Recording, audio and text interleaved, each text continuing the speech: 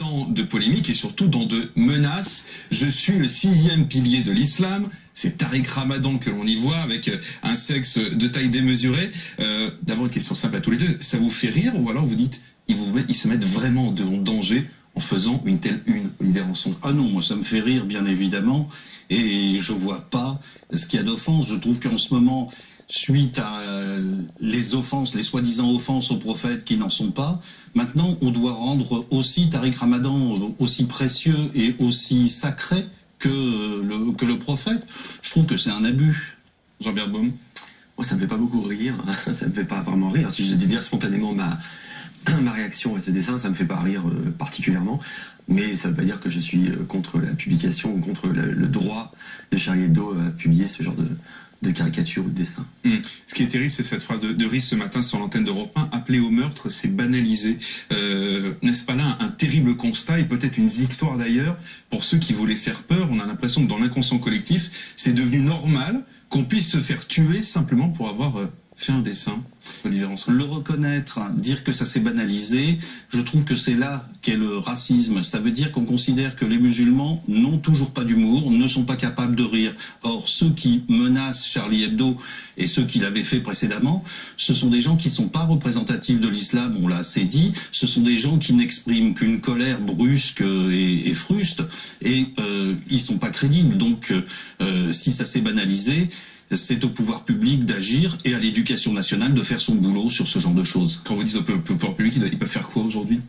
Ah bon, évidemment, il y a l'éducation, Charlie. Okay. Mais oui. Je veux dire, oui, bon, on a de l'éducation. Les pouvoirs publics se doivent évidemment ce qu'ils font, ce qu'ils ont toujours fait depuis l'attentat, de protéger Charlie Hebdo. Mais c'est aussi à eux de se montrer très sévères avec ce qu'il y a. Et je veux dire un truc, puisque il y a une concomitance avec le procès Mera. Lors du procès d'Abdelkader Mera, il a mentionné, lui, le 6e pilier de l'islam. Alors, c'était pas non plus l'habitat Ramadan dont il parlait. Il a parlé du djihad, ce qui est une interprétation complètement fumeuse. Mais je trouve que dire que le djihad est le 6e pilier de l'islam, c'est beaucoup plus grave que de dire que c'est le sexe de Tariq Ramadan. Et ça, c'est encore plus choquant. Jean-Pierre Baume, c'est pas aussi étonnant de voir sur les réseaux sociaux ce même sentiment. Je vois Olivier Rançon qui n'est visiblement pas du tout d'accord avec ce qu'a dit Riz ce matin sur Europe 1, mais il n'empêche, quand on lit les réseaux sociaux, les réactions aux articles sur cette thématique depuis quelques jours, les gens écrivent, et pas seulement des fanatisés, on a l'impression que c'est le commun des mortels. Ah bah il faut pas s'étonner si ensuite on va les tuer. Ouais, c'est vrai qu'on s'est un peu habitué à cette espèce de menace sanglante, permanente, comme ça, et presque désinvolte dans la cruauté et la fureur. Et je vous ai apporté un extrait d'une citation de Salman Rushdie, parce qu'en fait, avec le recul, on voit à quel point, à une époque, ça pouvait paraître complètement fou et saugrenu et délirant, à quel point maintenant ça nous paraît effectivement presque normal. Et Salman Rushdie disait, dans ses mémoires assez récemment, il parlait du moment où, avec le recul, au moment où l'Iran l'a condamné, a lancé la fatwa contre lui pour les versets sataniques, il disait à l'époque ça apparaissait comme quelque chose d'un peu fou, effectivement, d'un peu ponctuel. Il dit, personne n'a vu la fatwa comme le début d'un conflit plus large. On y percevait une anomalie farfelue. Voilà. C'est comme dans Les oiseaux d'Hitchcock. Il y a d'abord un oiseau qui apparaît et vous vous dites, bon, c'est juste un oiseau. C'est seulement plus tard, quand le ciel est rempli d'oiseaux furieux, que vous pensez, ah oui, cet oiseau annonçait quelque chose, il n'était que le premier. Et effectivement, on a l'impression qu'aujourd'hui, dans le ciel, il y a tellement d'oiseaux, souvent tellement menaçants, tellement délirants et tellement sûrs d'eux dans leur fureur ensanglantée, qu'on n'en aperçoit même plus un seul, tellement on a du mal à en discerner un sur le fond des autres. La fatwa, une normalité. En gros, ça veut dire ça aujourd'hui. C'était une exception à l'époque, c'était perçu comme une exception, mais dans l'inconscient collectif aujourd'hui, ça l'est moins. Olivier Rançon, vous, par rapport à ces thématiques-là, vous nous avez fait l'amitié d'ailleurs de nous faire parvenir ce soir quelques-uns de vos dessins que vous avez fait autour de cette thématique. Certains, on les a vus les jours précédents. On va commencer d'abord par celui que vous nous offrez en exclusivité. Il va être publié au Coq des Bruyères. Et justement, tenez, on le voit ensemble. On y voit Tariq Ramadan, je suis victime d'un complot, je suis un martyr de l'islam. Réaction derrière, je vous laisse le dire. La réaction, c'est lui-même qui dit, enfin je me souviens plus du texte exact, c'est si c'est un truc, je plains, si ça va être un martyr, et voyant la façon dont il traite les femmes, je plains les vierges qui vont devoir l'accueillir. Moi, j'écoute un petit peu tout ce qui se dit en matière d'islam. C'est pas, je vous fais une concession, je suis un couffard, je n'y crois pas, mais je me documente sur la religion, et là, je vois un peu les choses. Je trouve que ce dessin, je peux me lancer des fleurs, il est très bien. Il faut que Tariq Ramadan arrête de se prendre pour un martyr et arrête de croire qu'il y a un complot contre lui. C'est sa situation à lui, c'est ce qu'il a fait, ce qui sera démontré par la justice, bien sûr, qui est inacceptable. Et je ne comprends pas que son comportement ne choque pas plus les musulmans que les attaques qu'il subit. Quand vous dites son comportement, c'est par rapport aux deux accusations. Oui. Je suis pas du côté des femmes, hein, je vous rassure, je suis simplement très prudent. J'attends mon hashtag balance ton porc aussi, comme tout le monde. Non, mais je trouve que l'indignation devrait porter sur le comportement de Tariq Ramadan, comme il a porté sur celui de Harvey Weinstein et tout ça. D'ailleurs, on va préciser que lui se défend aujourd'hui via un tweet. Des allégations anonymes ont été portées à Genève m'accusant d'avoir abusé de mineurs. Je dément catégoriquement ces allégations. Jean Birnbaum, est-ce que Tariq Ramadan ne va pas réussir, par ce tous de passe-passe, à passer aujourd'hui clairement pour la victime? Je sais pas, parce que de toute façon, aujourd'hui, il est impossible de savoir s'il est une victime ou un coupable. On ne va pas, nous, juger de l'affaire. Il est, on l'a dit 15 fois, présumé innocent, et on peut pas du tout trancher, nous, cette affaire. Donc, si les faits sont avérés, il apparaîtra pas du tout comme une victime.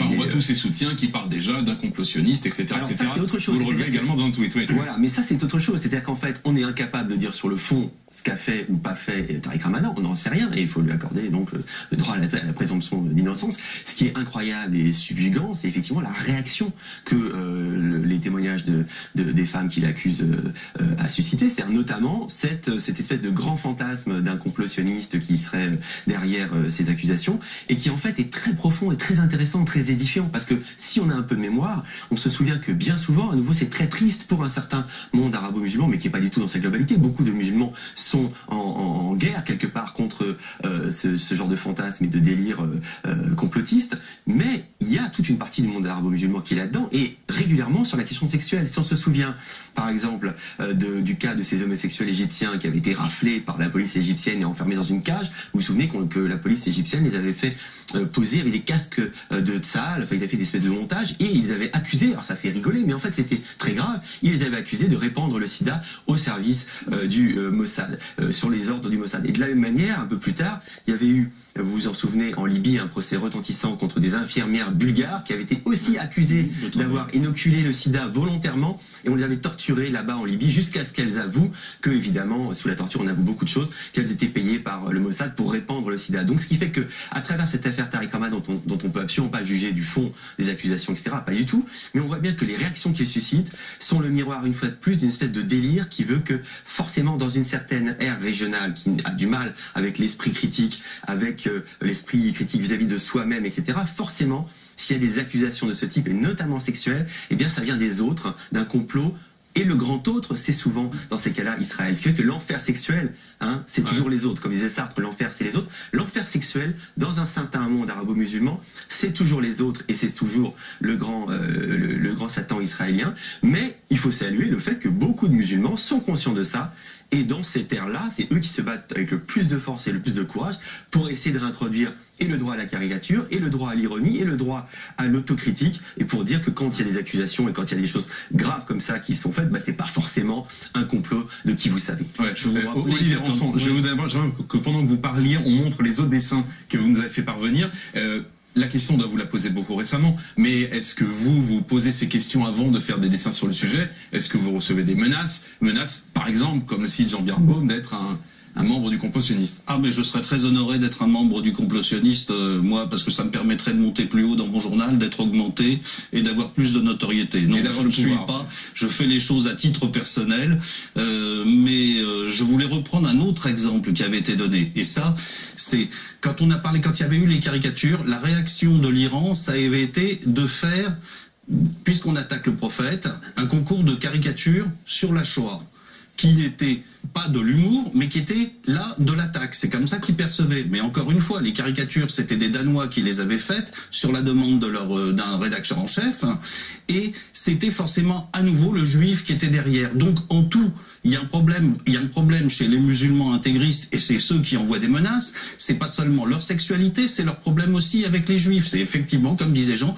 il faut qu'ils regardent un peu chez eux, qu'ils balayent devant leur porte et qu'ils s'aperçoivent que on n'est pas la cause de leurs problèmes. Voilà. Ouais, ça c'est encore une autre question malheureusement à laquelle on ne trouvera pas de réponse ce soir. Ce qui caractérise quand même le cas Ramadan parmi toutes les autres caricatures de l'islam, c'est que lui en particulier régulièrement dénonce la décadence morale, la dépravation sexuelle de l'Occident. C'est aussi ça, ce contraste qui gêne dans les caricatures de Ramadan en position sexuelle et ce que lui dénonce dans ses vidéos. Bah oui, mais c'est toute la violence de l'affaire. C'est-à-dire qu'effectivement, Tariq Ramadan, si les accusations qui sont portées contre lui suscitent tellement de malaise et de violence et de colère aussi, c'est qu'évidemment, il s'est posé, lui, comme quelqu'un qui prêche une forme de vertu et de moralité. Mais je voudrais juste, si vous avez très vite, en 20 secondes, vous citez l'un de ces musulmans qui, au Danemark, qui est d'origine palestinienne, qui s'appelle Nasser Kader, et qui, au Danemark, avait dit après l'affaire des caricatures, je le cite et ça rejoindra ce que vous disiez, je me sens insulté comme musulman parce que la satire a déserté l'islam depuis des siècles pour se réfugier en Occident, insulté parce que le Danemark est sommé de demander pardon aux fondamentalistes d'Arabie Saoudite plutôt que d'exiger l'accès de tous aux libertés démocratiques. L'injure envers la religion pèsera-t-elle plus que l'injure envers la démocratie? Voilà mon message à l'Arabie Saoudite. Vous avez insulté mes convictions démocratiques. Et ce sera le mot de la fin. Excusez-vous. Excusez-vous.